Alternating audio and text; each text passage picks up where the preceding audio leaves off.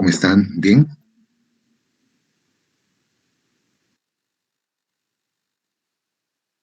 Buenas tardes, sí, todo bien, gracias, doctor. Bien. A ver, eh, vamos a dar inicio a esta sesión. Voy a ir compartiendo mi presentación. ¿Ya?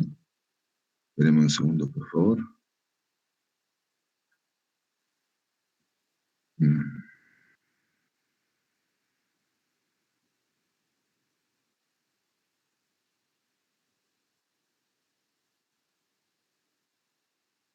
Ya.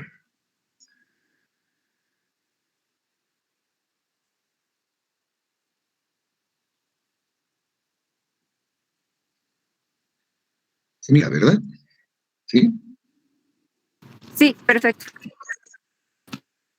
Ya. El texto se mira, dice ex nunc.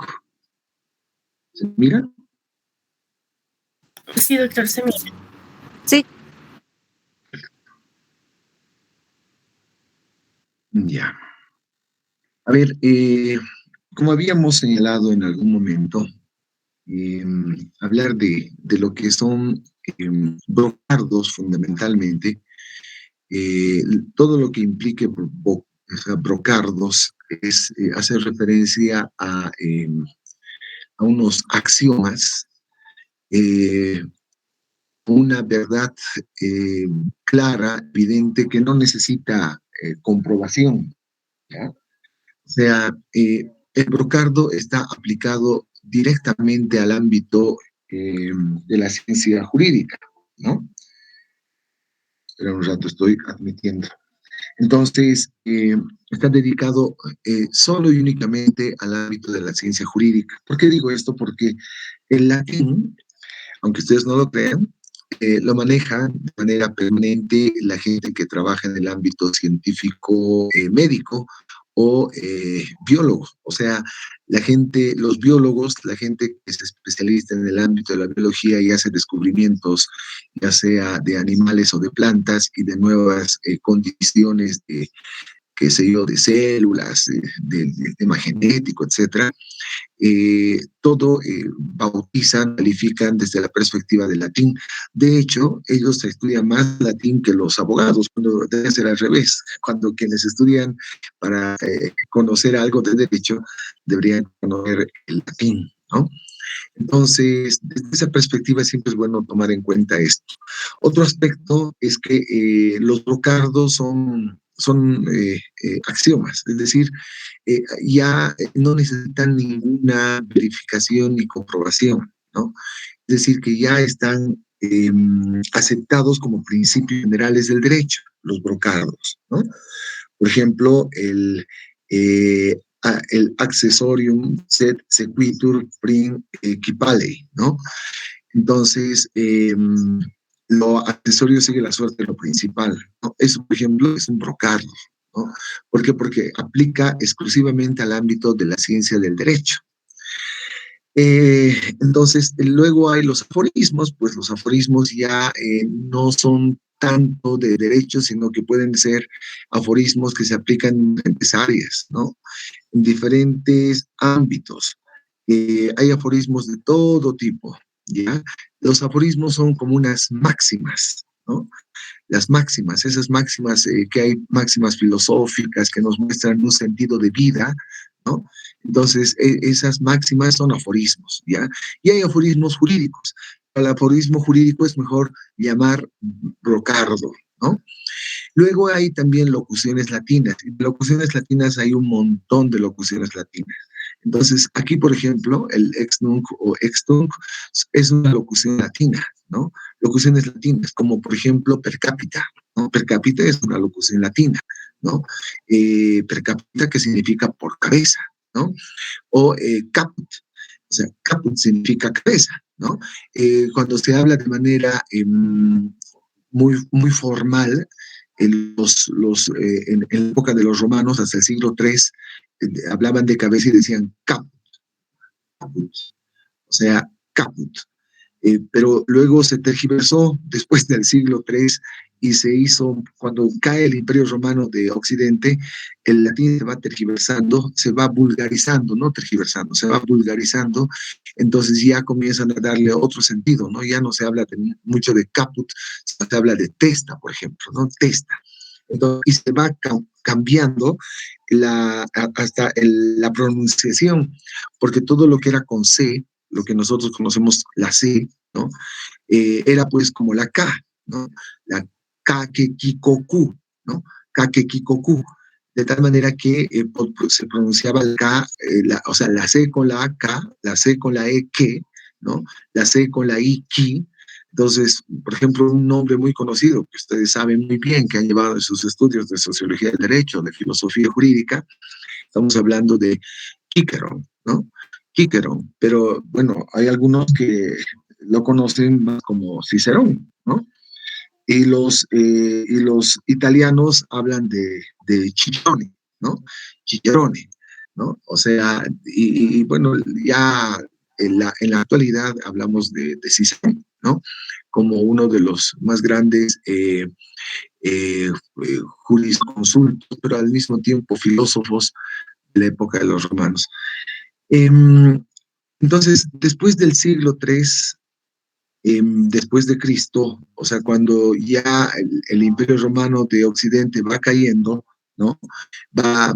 En decadencia y viene el siglo V y uno de los más connotados escritores de la época, como Agustín de Hipona, hace su libro La ciudad de Dios y introduce muchos elementos en latín que hacen a la interpretación del mismo, pero que poco a poco se va vulgarizando y vamos entrando en la Edad Media, donde se van sustituyendo algunas interpretaciones, de tal manera que en vez de hablar del Quiquerón, como les decía hace un momento, o sea, ya la C con la E y con la I se va transformando en una especie de pronunciación con che, ¿no? Entonces, por eso es que llegamos hasta el de hoy, que en muchos casos cuando hablamos ya con la CE y la CI, algunos todavía seguimos pronunciando con la K antigua, del latín antiguo, ¿no? Pero ya otros han dado el salto, como el mismo Mesineo, por ejemplo, ha dado un salto y el Mesineo pronuncia pues como italiano, ¿no? Con che, ya no con K, ¿no? Como era originalmente en el latín antiguo. Eso es bueno, digamos, de alguna forma ir entendiendo. Otro aspecto importante que hay que entender es el tema de los diptongos, ¿ya? Entonces, los diptongos, la AE, la OE y la AU son diptongos en latín. ¿Eso qué significa? Que se pronuncian en un solo golpe, ¿ya? En un solo golpe. Entonces, ya en su momento vamos a ir viendo, mientras vayamos avanzando un poquito con esto de los brocardos, con los aforismos de las locuciones latinas. A ver, aquí tenemos el ex nunc y el ex tunc, que se maneja permanentemente en sentencias, en resoluciones que emiten los jueces, ¿no? Cuando se toma una decisión respecto de un pedido, entonces el juez dice, es aplicable esta sentencia ex nunc, ¿no? Es decir, que desde ahora, de aquí hacia adelante, ex nunc, ¿no? No tiene efectos retroactivos. Para nada hablar de un efecto retroactivo, ex nunc, ¿no? Entonces, otra es la interpretación que podría darse ex tunc, cuando un juez señala que esta sentencia es aplicable ex tunc, ¿no? Cuando dice ex tunc es desde el momento, ¿no? Desde el momento en que se ha presentado la demanda, desde el momento en que ha ocurrido el hecho que posteriormente es demandado, o desde el momento en que se ha probado un determinado hecho en la fase probatoria, ¿no? Entonces, establece el instante, entonces es ex tunc, se establece de manera retroactiva, o sea, una sentencia que es aplicable es computable ex tunc. Por ejemplo, cuando se tiene que pagar un interés dentro de un proceso ejecutivo o un coactivo, entonces generalmente las sentencias son ex tunc.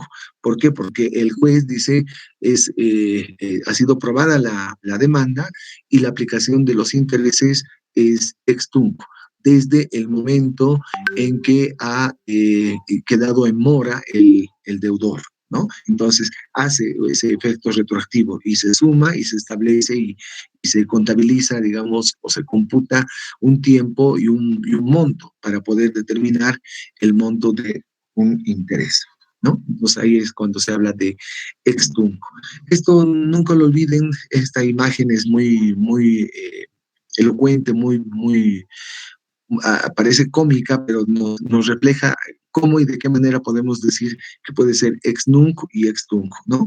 Ex tunc cuando retrocedemos, ¿no? Ex tunc, o sea, nos golpean en la frente, y no olviden eso, ¿no? En cambio, ex nunc, o sea, de la nuca hacia adelante, ¿no? Entonces, es desde el momento, desde aquí hacia adelante, no tiene efectos retroactivos, ¿no? Es más o menos para un poquito ubicarnos en lo que implica el hablar de estas dos locuciones latinas, ¿ya? El, no sé si ha cambiado o no ha cambiado. Oh, no, doctor, sigue en la diapositiva. No, vamos a nuevamente subir, ¿ya? Siempre tengo el problema ese. Esta mañana igual, en otra clase. Ya. Entonces, aquí tenemos, por ejemplo, el erga omnes, ¿no? Erga omnes, o sea, frente a todos o respecto a todos, ¿no? Generalmente cuando se toman decisiones respecto de una relación jurídica, esta puede tener un efecto ya sea intuito persona para los que están involucrados, o puede tener un efecto erga omnes, es decir, frente a todos o respecto a todos, ante todos también se dice, ¿no? El erga omnes. Hay un impacto muy fuerte cuando se hacen, por ejemplo, convenios interinstitucionales, convenios entre países, ¿no?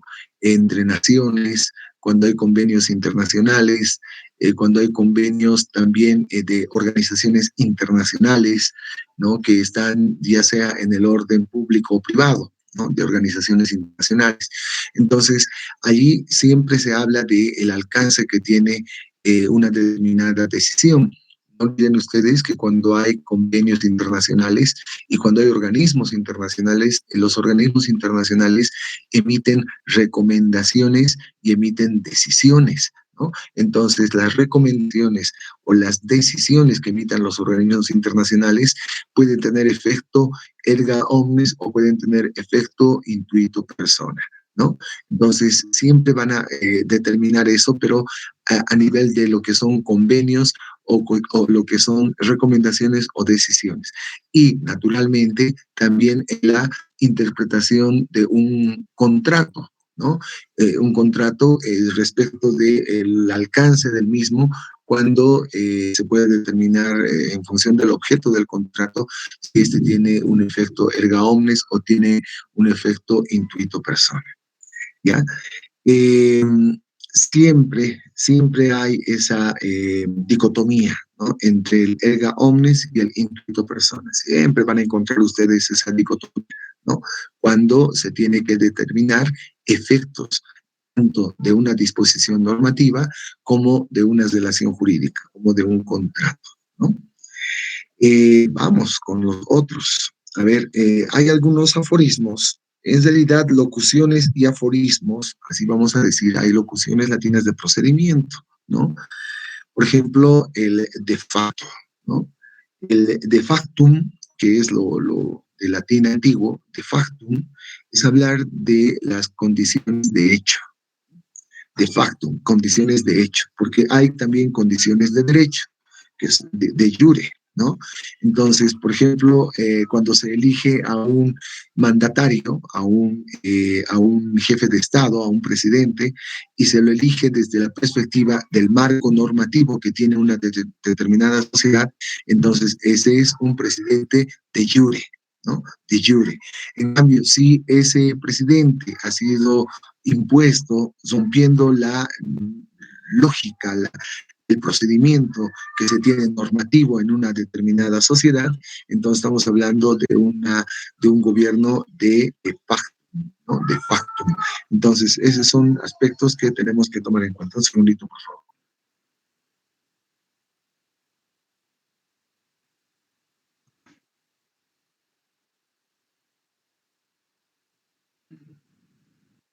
Entonces, no olviden, ¿no? El de facto y el de jure.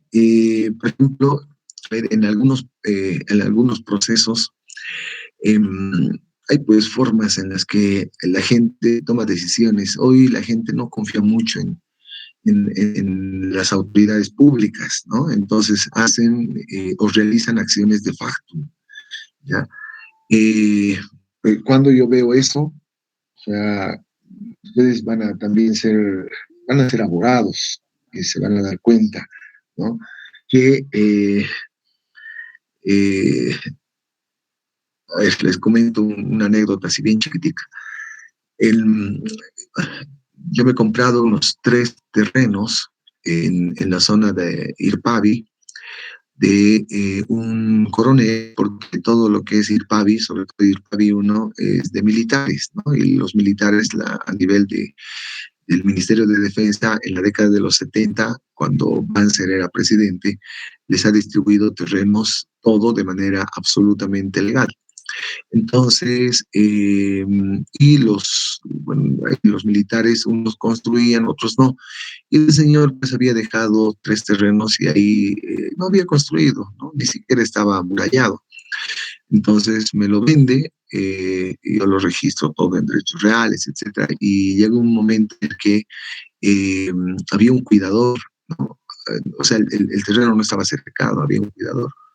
Y de pronto aparece ahí dentro una vaca, ¿no? En mi terreno. Entonces, ese es pues un modus operandi típico de los loteadores, ¿no? Meten una vaca, luego colocan un palo, luego colocan otras cosas y luego ya dicen ser dueños desde utilizando el argumento de que son comunarios, ¿no? Comunarios antiguos y no sé qué, inventos, es modus operandi de acciones delincuenciales. Entonces, ya sabiendo ello, y los sujetos, además, los loteadores, muy avesados, ¿no? Los tipos eran 25, como 30 más o menos. Yo fui ahí a sacar el palo, a botarlo, a botar la vaca a patadas. Pero el otro, como eran varios, me amenazaron, ¿no? Y me dijeron, eres abogado, hazme pues civil, hazme penal, hazme lo que quieras, ¿no? Entonces, son tipos muy avesados que saben lo que significa el manejo de las leyes y yo también. Entonces, yo no soy tonto y no voy a hacer un proceso civil, un proceso penal por avasallamiento o por despojo o lo que fuese. Ese dato tenía que tomar acciones de facto, ¿no? Esa noche a planificar, contratar gente, hacer toda una planificación con periodistas, algún amigo policía, algún amigo militar, agasar, comprar calamina, comprar alambre tejido, comprar esos palos que cercan, ¿no? Ahí en el alto me compré esa noche. Al día siguiente llevaba periodistas y empezó la toma, pues tenía que tomar lo mío, ¿no? Y los he expulsado, pero así ha sido una acción pero violenta, violentísima. Tuve que ir yo tuve que ir con armas, ¿no? O sea, para defenderme, porque era un tema que era mi patrimonio. Entonces, ahí realmente uno actúa de facto, ¿no? Que voy a estar esperando a hacer un procesito, que el juez me esté diciendo, a ver, traiga su documento, abrimos periodo probatorio, y macanas, y son delincuentes, ¿no? Al delincuente hay que tratarlo el doble de peor de lo que son. Y es así como he recuperado, ¿no? Inmediatamente, así al minuto hemos cercado, luego tuve que poner ya un montón o sea, he protegido mi terreno, y los delincuentes después de un mes, 2 meses habían tomado otros en otro lugar. Mis vecinos me venían pues a pedir ayuda, me decían, por favor, usted ha recuperado sus terrenos, ¿no? Y ahí pues hice mis, mis declaraciones hablando que esto ha sido un tema de facto, ¿no? Yo tenía mi respaldo, pero de facto he tenido que defender lo mío. Hace 2 semanas atrás hice lo mismo con otro cliente, pero era un tema de alquileres. uno se sentía dueño y al propietario tenía su departamentito en la parte del fondo de una casa gigante. La casa gigante estaba alquilada, pero el inquilino se creía dueño y señor de todo. Y incluso ya le amenazó al dueño, le dijo, no te voy a dejar entrar, tienes que ver la forma de entrar a tu pieza ahí al fondo, le voy a cambiar la llave, voy a cambiar todo. ¿No? O sea, no había entendido las condiciones del contrato. Y no, se fue tremendo. El otro se asustó, eran unos señores mayores y empezaron a temblar. Dije, este tipo se quiere quedar con la casa, ¿no? La suerte fue que estaban haciendo la construcción para que sea un restaurante. O sea, los arreglos, no construcción, ¿no? Unos arreglos, unas mejoras. El contrato iba a empezar el 1 de febrero. Y todo esto, pues yo le dije, no, o sea, aquí es acción de hecho, así nomás, no hay otra, porque estos son avisados, bien conocidos, porque se los ha investigado. Sabía que hacer ahí, actuar de facto, ¿no? De facto, inmediato, porque estaba defendiendo su derecho.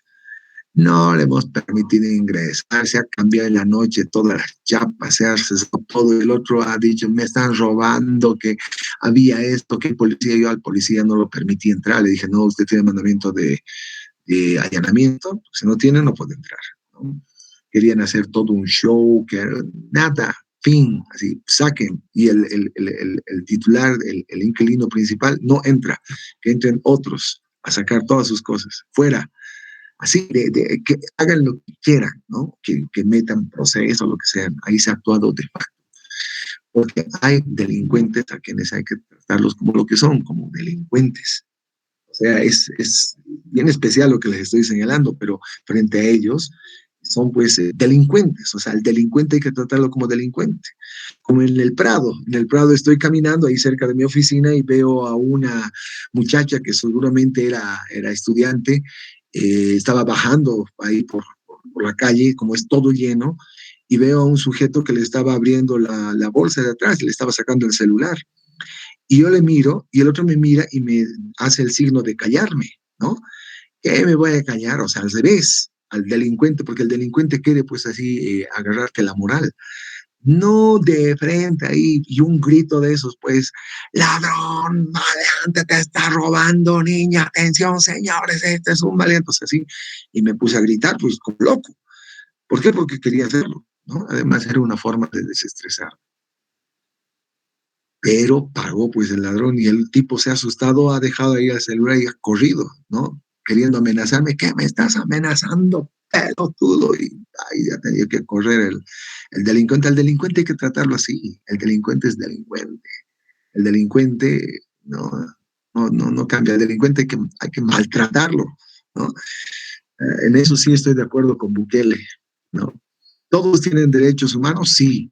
Y a veces cuando hay así una víctima y el delincuente, todos piensan en los derechos humanos del delincuente. ¡Ah, pamplinas! ¿Cuál derechos humanos del delincuente? Primero están los derechos humanos de esa persona noble, humilde, ¿no? Que está ahí trabajando con sudor de su frente, ganándose el pan. Y el otro delincuente queriendo ahí de la nada y luego pide respeto a mis derechos. Váyase al cuerno, ¿no? Ahí a veces se actúa de facto. ¿Ya? Con los delincuentes hay que actuar el doble. Bueno, sigamos. Creo que hay alguien que me quería preguntar Doctor, algo. sí, Sí. perdón, disculpe que interrumpa. Muy claros los ejemplos de aforismo. Ya que estamos tocando el tema de facto, me gustaría conocer su opinión personal acerca del tema del gobierno de Áñez y la denominación de facto. Sí, podría ser, doctor. Y es que en temas políticos es como entrar al tema deportivo, ¿no? Yo soy de Tigre, ¿ya? Y por más que digan lo que digan en el último clásico, a mí me ha encantado cómo juega el Tigre, ¿no? Y voy a decir que ha sido espectacular la forma en que juega el Tigre y lo ha dejado atrás a Bolívar, ¿no? Y otros que son bolivaristas van a decir, no, es que se han comprado al árbitro y no sé qué me dirán. Eso ocurre en política, ¿no? En política hay unos que tienen una visión muy parcializada y no objetiva.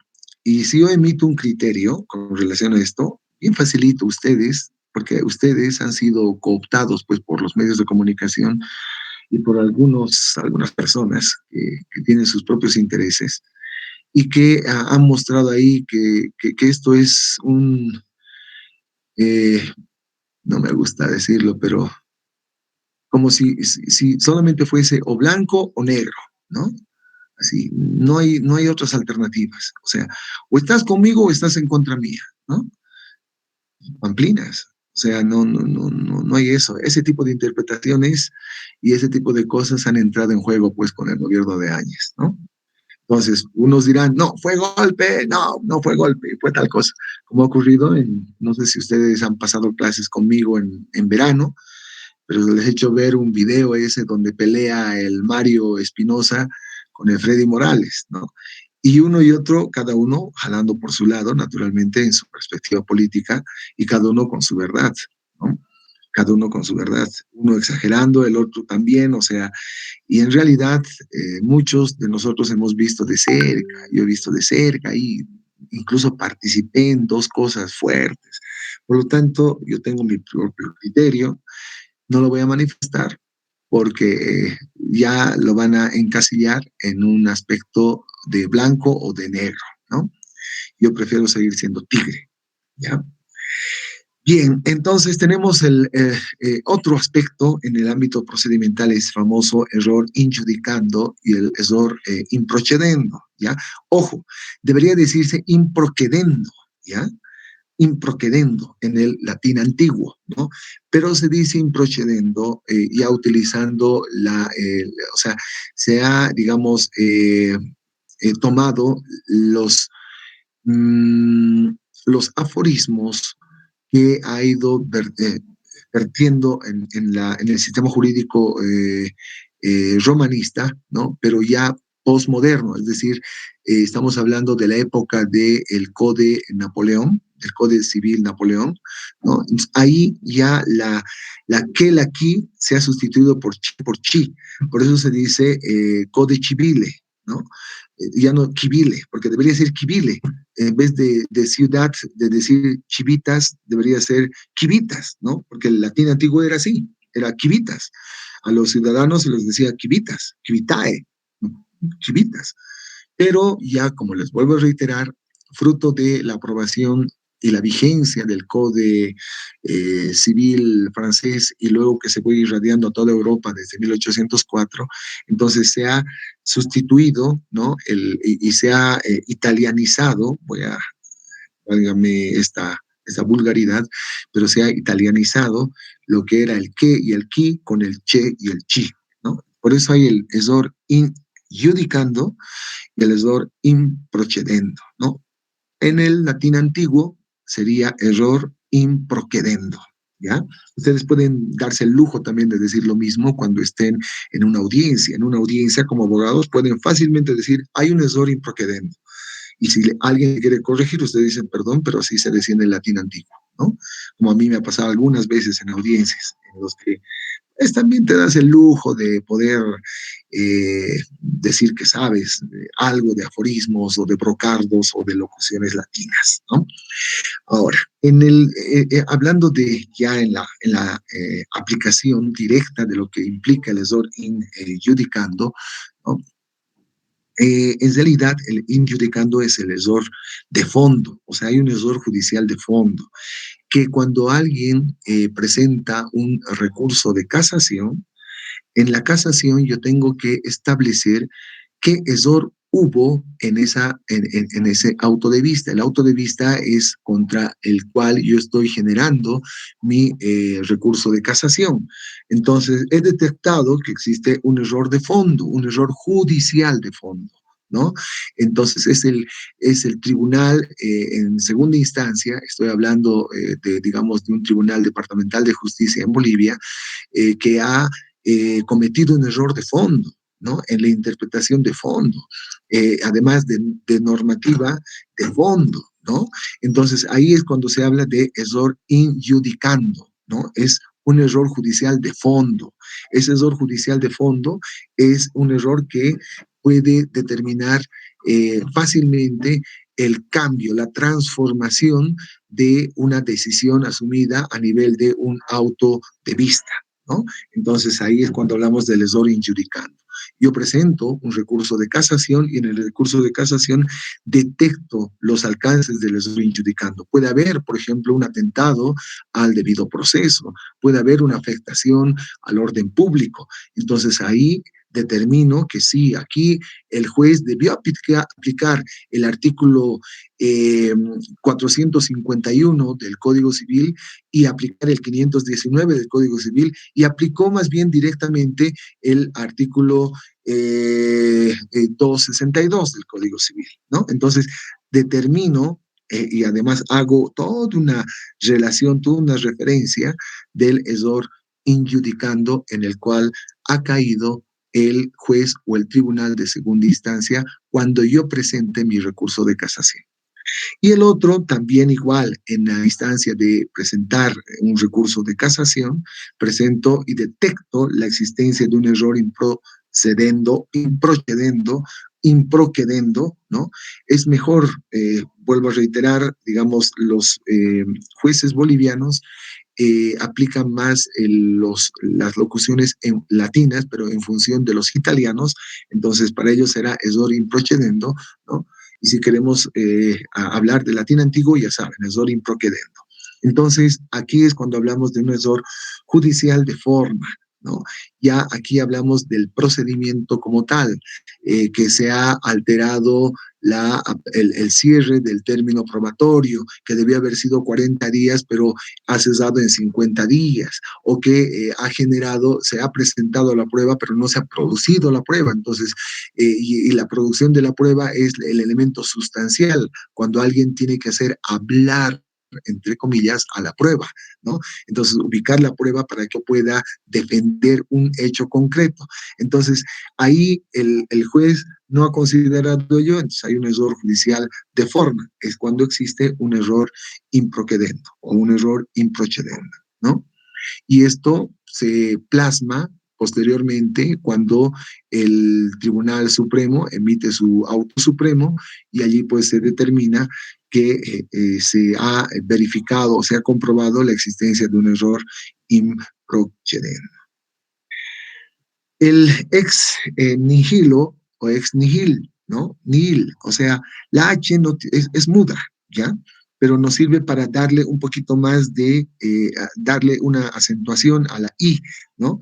Es más larga la I, ¿no? Entonces, ex nihilo, ¿no? Ex nihil, ¿no? O sea, el ex nihilo o ex nihil también se aplica en el ámbito, digamos, del procedimiento. Cuando determinamos que se ha hecho todo un procedimiento, ¿no? Se ha aplicado todo un procedimiento, se ha perdido el tiempo y al final hemos llegado a lo mismo, ¿ya? Entonces sí puedo señalar de que todo ese procedimiento es ex nihilo, ¿no? O ex nihil, ¿no? Es decir, hemos perdido el tiempo, porque de la nada hay nada, ¿no? O sea, ¿para qué tanto si sabíamos de que íbamos a llegar a lo mismo? Entonces hemos perdido el tiempo y esto pues ha generado un perjuicio mayor a el que está buscando la restitución de un derecho, por ejemplo, ¿no? Entonces, de la nada, de la nada, nada, ¿no? Ex nihilo, nihil, ¿no? De la nada, nada. Hacemos algo y esto puede ser también igual como efecto de la interpretación de un contrato, ¿no? A veces hay contratos que no tienen razón de ser, ¿no? Y por lo tanto al final no logramos obtener nada, ¿no? Entonces de la nada hay nada, no me pidas indemnización porque esto no tenía base indemnizatoria, no tenía base material, era simplemente una promesa, ¿no? Una promesa de algo que tenía como objeto algo que era no cierto o incierto, ¿no? Generalmente ocurre eso, cuando no se cumple pues las bases elementales de un contrato, ¿no? De ese consentimiento no viciado, del objeto cierto, ¿no? De la causa lícita y de las solemnidades. Entonces, ahí es cuando hablamos que hubo una relación jurídica ex nihilo nihil, o un procedimiento judicial ex nihilo nihil, o un procedimiento administrativo ex nihilo nihil, ¿no? Porque de la nada, pues es nada. ¿No? Esto del nihilismo es pues bien interesante, ¿no? Hay un autor Nietzsche, Friedrich Nietzsche, ¿no? Que habla del nihilismo, ¿no? Y es que es uno de los pocos que utiliza y emplea este término en la literatura universal, ¿no? Nada de nada, ¿no? Es todo. Así te quiero, nada, del todo, para nada, ¿no? Eh, Siempre va a encontrar la nada como una explicación del todo. Eh, Ustedes saben, Friedrich Nietzsche, o Nietzsche, ¿no? Ha escrito varias obras, pero una de las que más destaca es el tema de que Dios ha muerto, ¿no? Como Dios ha muerto, hay nada, nihilismo, ¿no? Nada. Y como Dios ha muerto, entonces los seres humanos, ¿no? Los terrenales, los seres comunes y corrientes, como Dios ha muerto, entonces pueden hacer lo que quieren. Y ahí viene el crecimiento y además va poco a poco increciendo, ¿no? La delincuencia, ¿no? La delincuencia nunca desaparece porque Dios ha muerto. Entonces, más bien va en crecimiento, ¿no? ¿Por qué? Porque como hay nada en cuanto a principios, Dios ha muerto, por lo tanto no hay el temor a que alguien me pueda castigar, entonces puedo hacer lo que quiera, ¿no? Entonces, esa visión del nihilismo es una visión filosófica de Nietzsche, ¿no? Entonces no se olviden, nihilismo es nada, ¿no? Nada de nada. ¿Mm? ¿Qué más? Este es espectacular, el exceptio non ad impleti contractus. Esto se aplica harto en materia contractual, ¿no? En peleas. Yo estuve en arbitrajes, en unos arbitrajes con unos españoles que tenía como clientes. Y, y luego ante un tribunal arbitral, tanto aquí en Bolivia como en México. Entonces, era el hecho de que hay dos partes, una exigía el cumplimiento de una obligación a la otra, pero esa otra ni siquiera había cumplido, ¿no?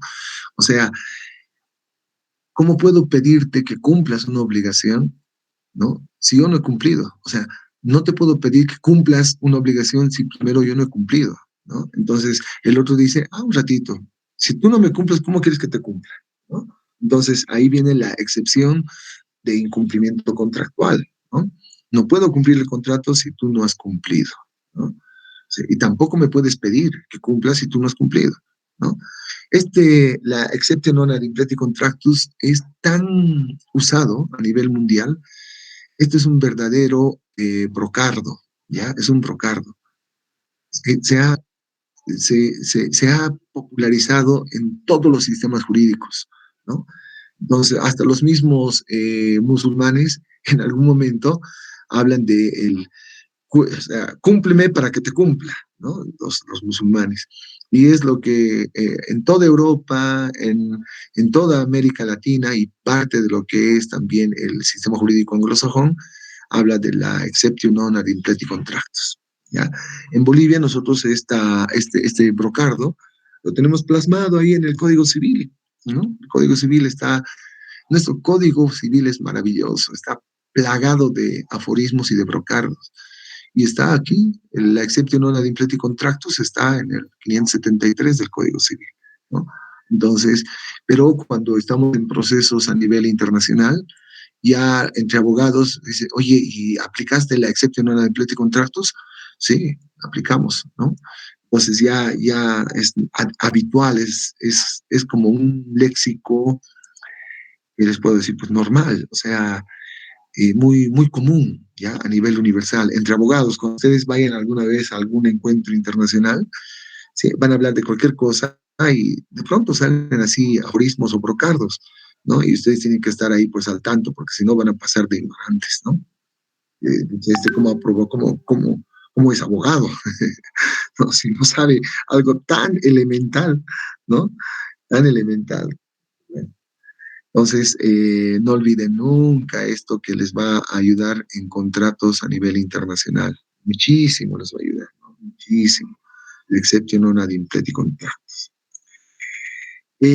Luego, el tema de a veces decisiones de los jueces, de los magistrados, que pueden a veces extralimitarse, ¿no? Los jueces.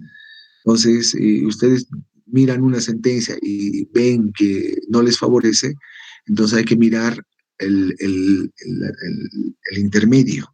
¿Qué significa eso? Es decir, mirar entre líneas, ¿ya? O sea, uno ve una sentencia y dice, uy, me he ido en contra, he perdido, ¿ya? Entonces, ¿qué hago? Tengo que ir entre líneas. ¿Para qué? Para poder ya tener argumentos para una eventual apelación, ¿no? Y si ha sido una sentencia en segunda instancia o un auto de vista, igual tengo que leer entre líneas para determinar si existen errores injudicando o improcedendo, ¿no? Entonces, en una sentencia, siempre, pero así siempre hay algo raro, siempre, ¿ya? Cuando ustedes están con la razón, cuando ustedes están con la justicia y están defendiendo a algo justo y les va en contra una sentencia, siempre la sentencia tiene un pecado por ahí escondido, siempre, entre líneas, ¿ya? Siempre. Eso les digo ya con más de 25 años de experiencia en el ámbito procesal. Siempre, siempre hay algo escondido. Y ustedes cuando pierdan y vean ahí una sentencia y digan, he perdido, y a veces uno se frustra después de haberse esforzado día y noche en poder sacar algo adelante, pero en justicia, y van a encontrar así paja, algo raro.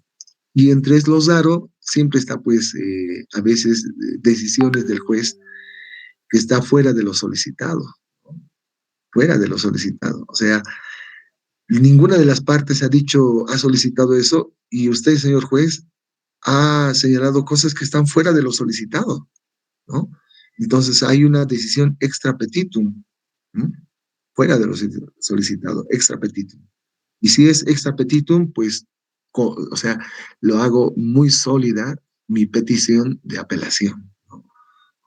Ya tengo argumentos para poder apelar, ¿no? Porque he detectado que hay una resolución o una decisión extra petitum, ¿ya? Fuera de lo solicitado, ¿no? A veces hay decisiones que son ultra petita, ¿no? Es decir, que no son fuera de lo solicitado,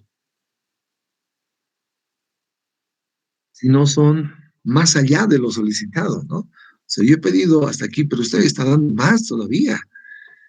Y el juez, pues, no puede hacer eso. O sea, el juez tiene la obligación de entender la demanda, entender la contestación, y si hay una reconvención, pues entender la reconvención, entender la contestación de la reconvención y buscar un punto de equilibrio, ¿no? Ver en función de las pruebas, ¿no? Y determinar de manera razonable, en función de su conocimiento, ¿no? Tomar una decisión. Pero no puedo tomar la decisión más allá de lo solicitado. Entonces ahí hay pues una decisión ultra petita, ¿no? Entonces, lo peor es el extra petito, ¿no? Pero ultra petita también me ayuda a presentar mi apelación, ¿no? O en su defecto, mi recurso de casación, ¿no? Entonces, estos son aspectos que ayudan harto en el análisis, ¿ya? Ver entre líneas, ¿no? Cuando generalmente uno pierde, entre líneas, ver hasta dónde llegó el juez en su interpretación y si hay una decisión extra petitum o ultra petita, ¿no? ¿Qué más? El dolus non praesumitur. No olviden que no existe palabras agudas en latín, ¿ya? Hay llanas, pero fundamentalmente hay esdrújulas, ¿ya? Entonces nunca van a encontrar, digamos, una acentuación en la última sílaba. No existe en latín eso, ¿no? Aquí, por ejemplo, el dolus non praesumitur, ¿no? O sea, prae es un solo sonido. ¿Por qué? Porque es un diptongo. Ya les dije que hay tres diptongos en latín, ¿no? El ae, cuando vean un ae, o un oe, o un au, entonces es un solo sonido, ¿no? Entonces, prae O sea, ahí prae sumitur, ¿no? Prae sumitur. Entonces, dolus non prae sumitur, ¿no? No voy a decir nunca prae sumitur, no, sino es prae sumitur. Entonces, dolus non prae sumitur. Eh, Todo lo que implique dolo en materia fundamentalmente civil, ¿no?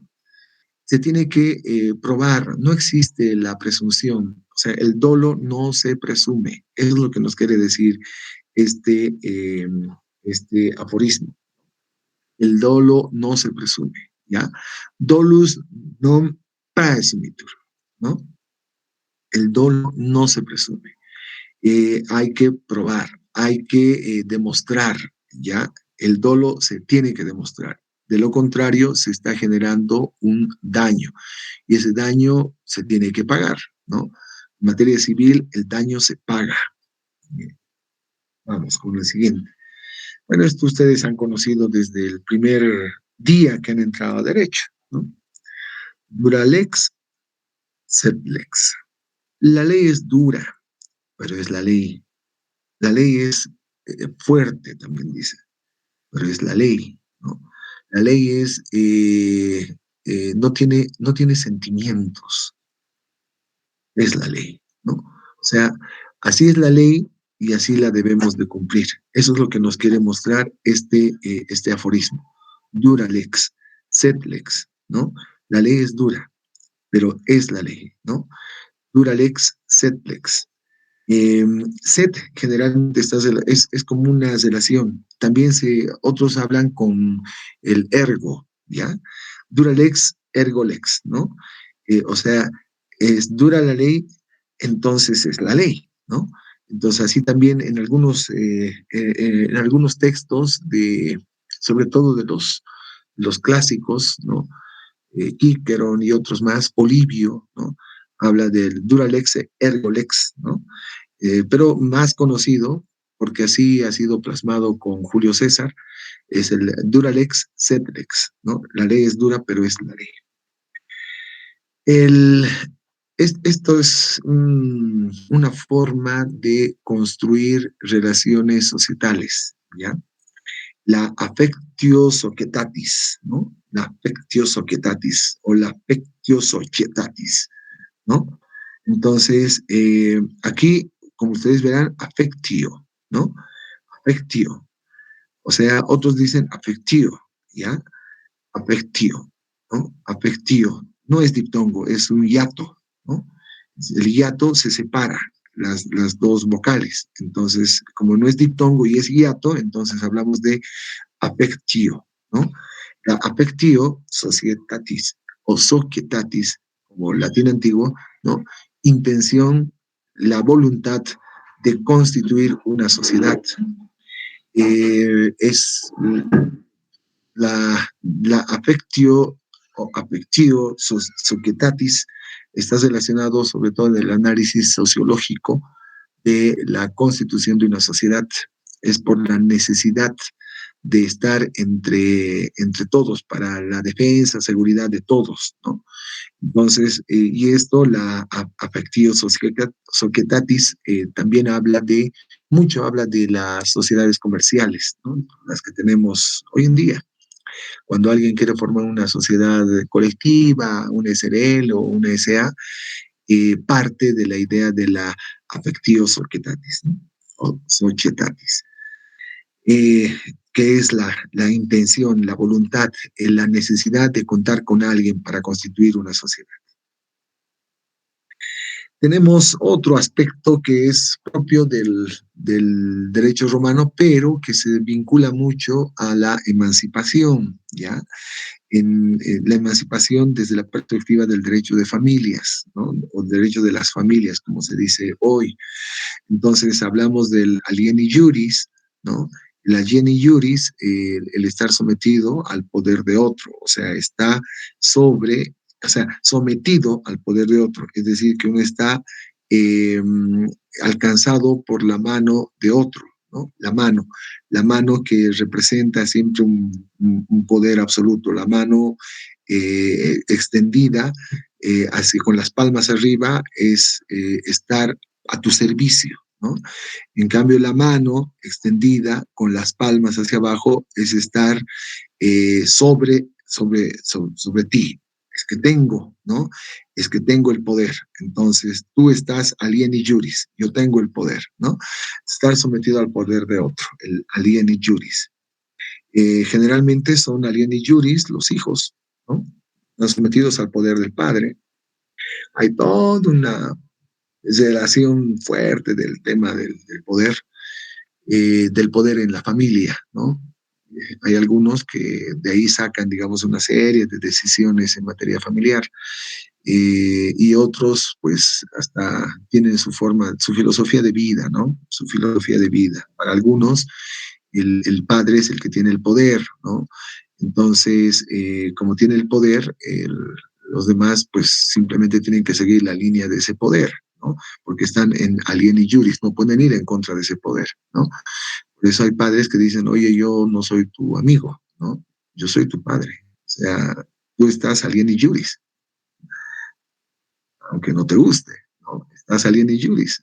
Y, pero papá, séte mi amigo. No, yo no quiero ser tu amigo. Tu amigo es el de la esquina, el de tu colegio, el de la universidad. Si es que estás con 17, 18. Yo soy tu padre, ¿no? Alieni juris, no te olvides. A veces yo les digo así a mis hijos. Se enojan. Eh, este es otro de los, no sé si ha cambiado. ¿Ha cambiado? Ha cambiado. Ha cambiado. Ya.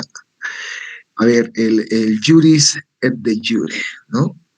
Eh, es muy empleado en materia de obligaciones dentro del ámbito estrictamente civil y comercial también, ¿no? Juris et de jure, ¿no?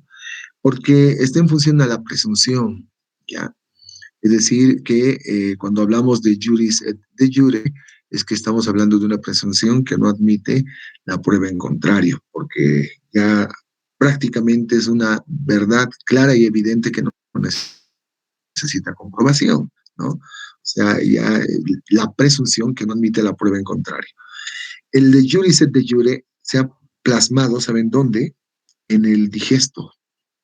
Ahí se ha empezado a leer el juris et de jure, ¿no? Como una presunción que no admite la prueba en contrario.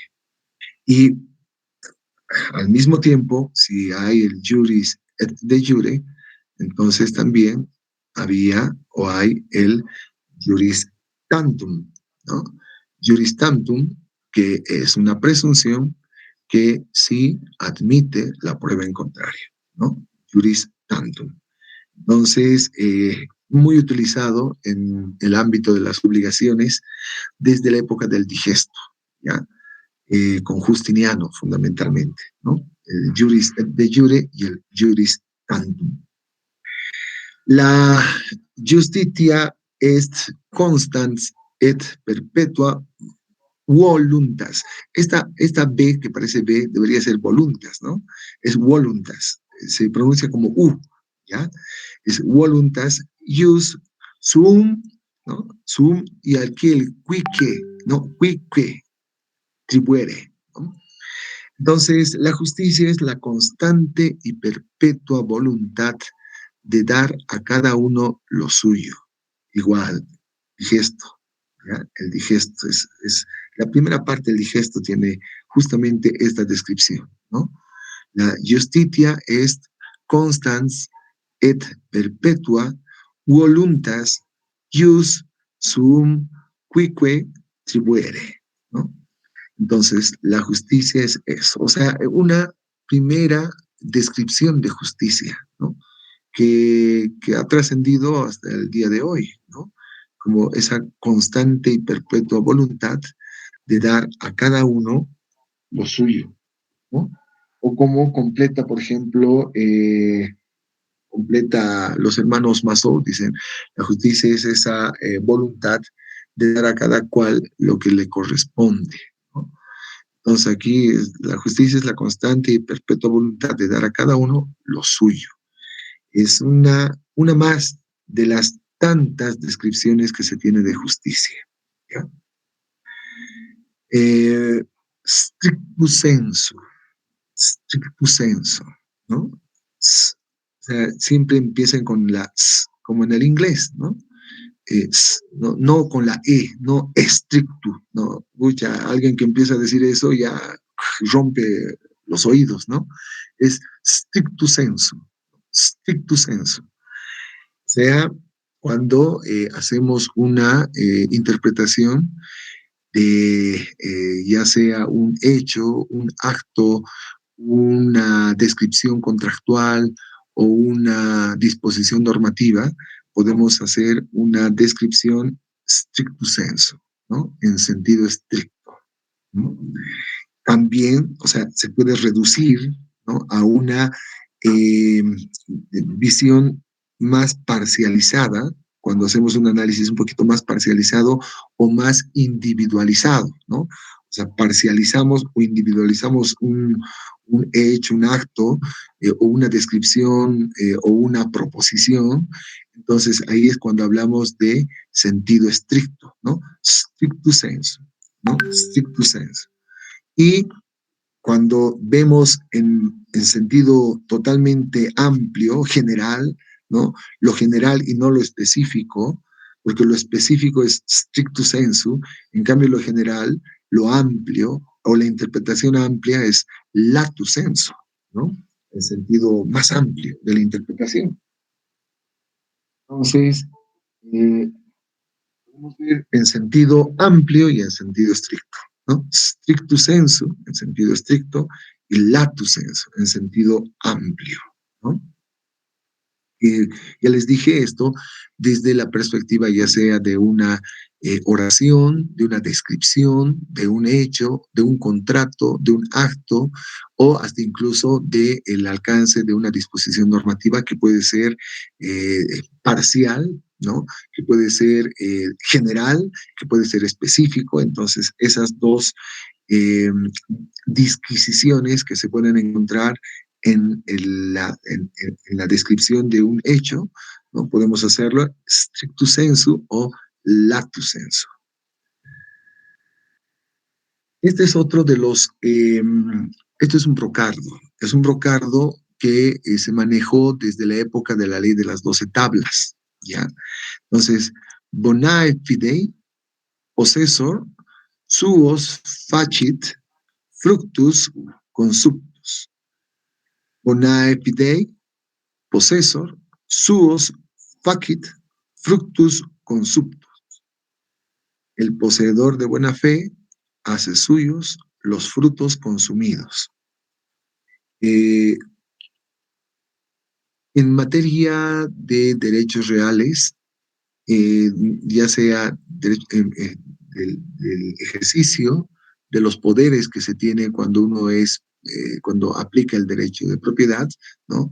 Los poderes, o sea, tanto el poder de usar, el de gozar y el de disponer. En este caso hay un vínculo estricto entre el usar y el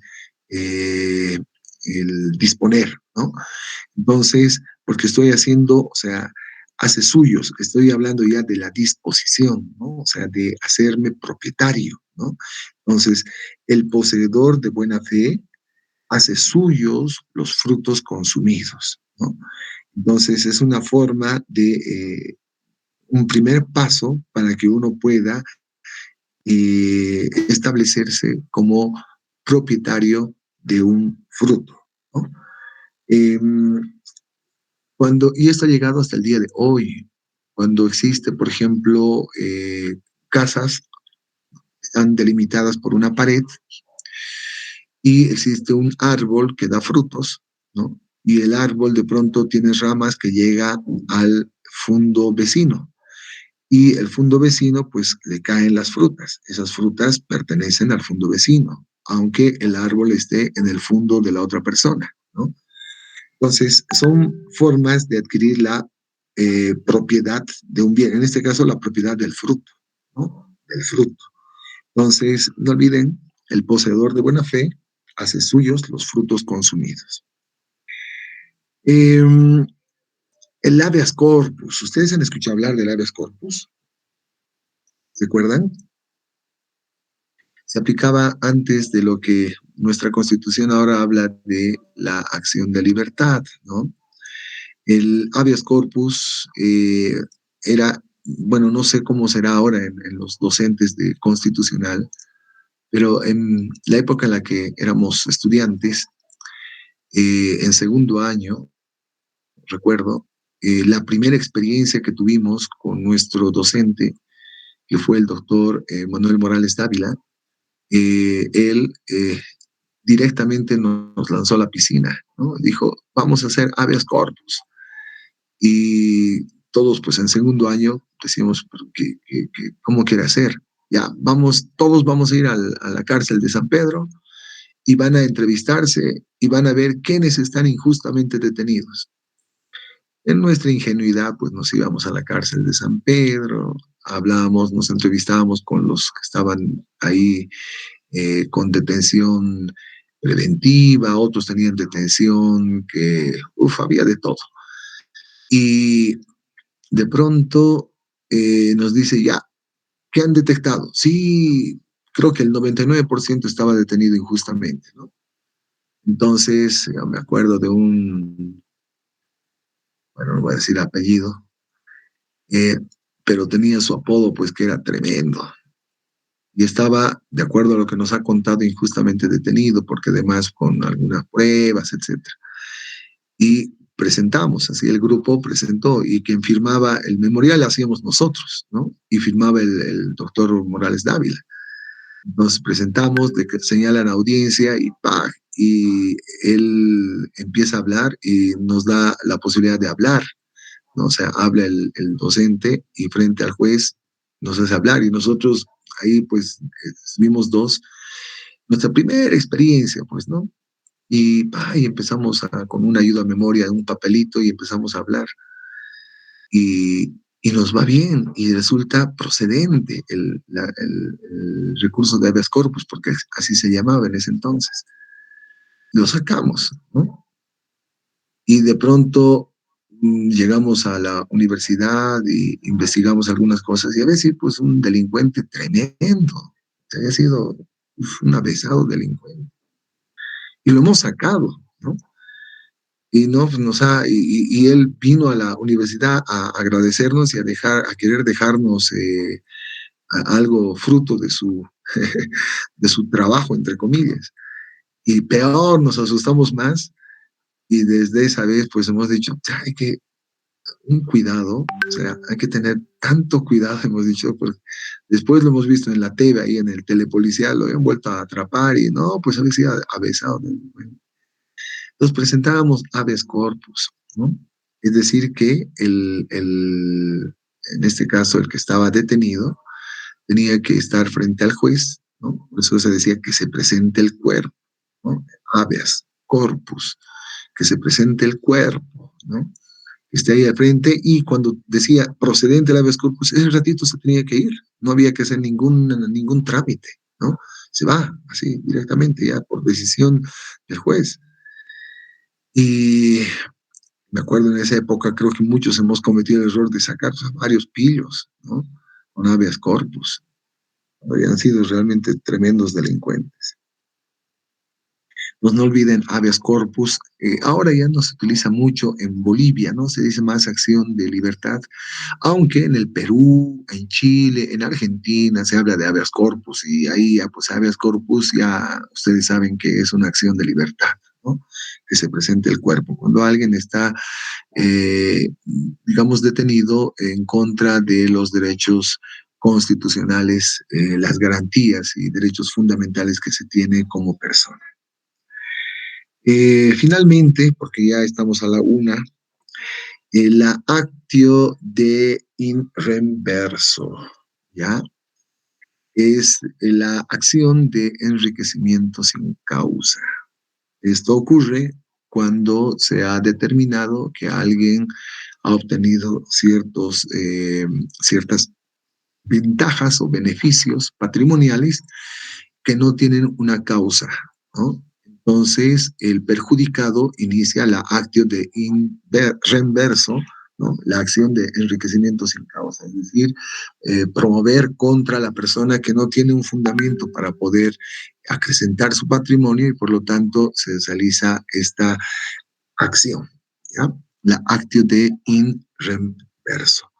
Estos son muchos aspectos que hacen a esta actio de in reverso, ¿no? Si están de acuerdo, si ustedes quieren, ¿no? Yo estoy con esta misma charla con otro grupo que tengo en la tarde, hoy en la tarde, ¿ya? Pero les digo a ustedes si están de acuerdo, la siguiente semana, pues continuamos, depende del que quiera aprender. Aquí lo importante es que es voluntario, no hay notas, no hay absolutamente nada, ¿no? Más que unas ganas de aprender y unas ganas de querer brindar el tiempo para que haya gente que se forme y que solidifique sus conocimientos en derecho, ¿no? Si gustan, pues nos vemos el siguiente sábado. Sí, doctor, yo apoyo.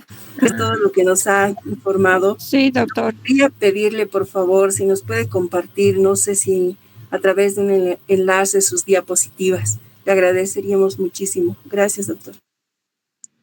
Sí, no, pues con todo gusto, claro que sí. Yo les comparto. A ver, vamos a... ¿Qué nos estaba ayudando? Gemima. Gemima, vas a ser mi colaboradora, ¿ya? Sí, doctor, presente. Entonces, en el grupito que tú has formado, ahí vamos a pasar así algunas diapositivas para que se vaya compartiendo y vayan teniendo la posibilidad de hacer el seguimiento. Y los demás, si gustan seguir aprendiendo, nos vemos